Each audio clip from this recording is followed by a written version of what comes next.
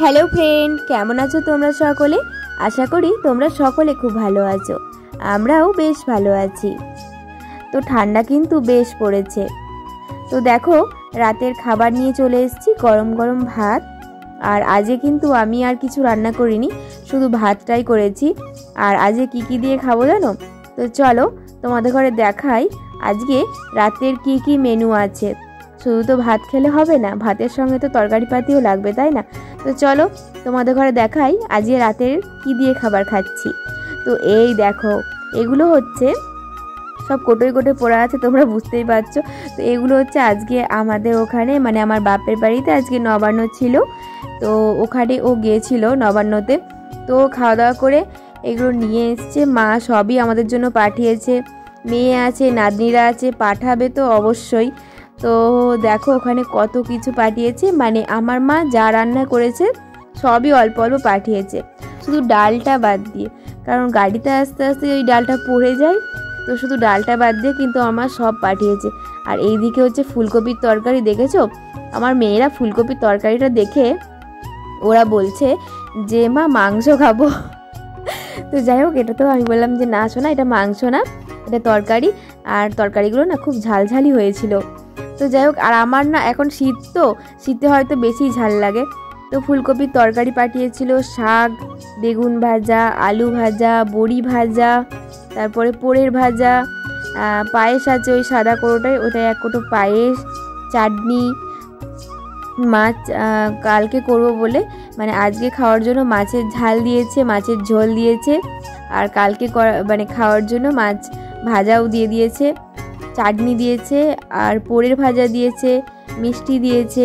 তো সব মানে যা রান্না করেছে সব কিছু আমার মা পুড়ে দিয়েছে। তো যাই হোক, এদিকে দেখো আমার বরকে আমি দিয়ে দিচ্ছি। তো ও কিন্তু খেয়ে এসছে। আর তো আমি বলছি তোমার খিদে পেয়েছে? তো ও বলছে হ্যাঁ খিদে পেয়েছে আমার, দাও খেয়ে দাও, অনেক কিছু বেশ ভালো ভালো রান্না হয়েছে।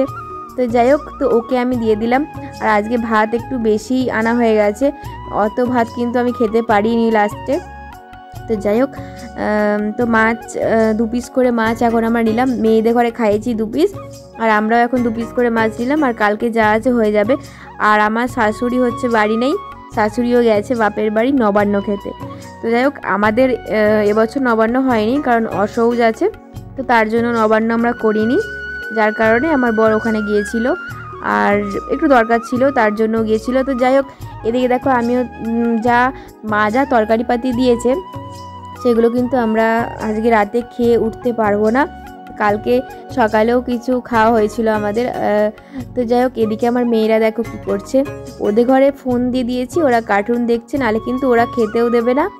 আর মাঝে মাঝে ওরা খুব ডিস্টার্ব করে, মানে ফোন দেখতে দেখতেও না ওরা, এই যদি ধরো খাওয়া দাওয়া শুরু করি তখন এসেই ঝাঁপিয়ে পড়বে, এই বোতল ছুঁড়বে, চুল টানবে, কত কিছু তো করে মানে আমরা খাই, সে শুধু আমরাই জানি। তো যাই হোক, এখানে সব কিছু অল্প অল্প নিয়ে নিচ্ছি দেখো। তো যা আমার রান্না করে সব কিছু অল্প অল্প দিয়ে দিচ্ছি। তো ওকে আমি শুধু জিজ্ঞাসা করছিলাম যে তুমি কি সব কিছু নেবে? তো আমাকে বলছিল যে হ্যাঁ আমাকে সব কিছু অল্প অল্প দাও। তো আমি জিজ্ঞাসা করার কারণ হচ্ছে ও খেয়ে এসছে, তো তাই জন্য আবার জিজ্ঞাসা করলাম যে যদি না খাও তাহলে কালকে সকালে খাবে। তো বললো না, আমাকে অল্প অল্প সব কিছুই দাও। তো ওকে আমি সব কিছু অল্প অল্প দিয়ে, দেখো আমি নিয়ে নিয়েছি। আমার থালাটা দেখে মনে হচ্ছে আমি কত ভাত নিয়ে নিয়েছি, তাই না? তো যাই হোক, আজ ভালো মন্দ রান্না হয়েছে না, মানে মা পাঠিয়েছে, মায়ের হাতের খাবার বলে কথা। আর আমার মা না সত্যি খুব সুন্দর রান্না করে, জানো তো। তো যাই হোক, চলো খাওয়া দাওয়া এবার শুরু করে দিই। আর ওদিকে ও খাওয়া দাওয়া শুরু করবে, ও যেহেতু আমার ক্যামেরাটা করে দিচ্ছে তাই মানে খাওয়া দাওয়া শুরু করতে পারছে না, তো ওই জন্য আমি ওকে এবার ক্যামেরাটা রেখে দিতে, চলো খাওয়া দাওয়া শুরু করে দিই। সবাইকে টাটা, দেখা হবে আবার নেক্সট ব্লগে।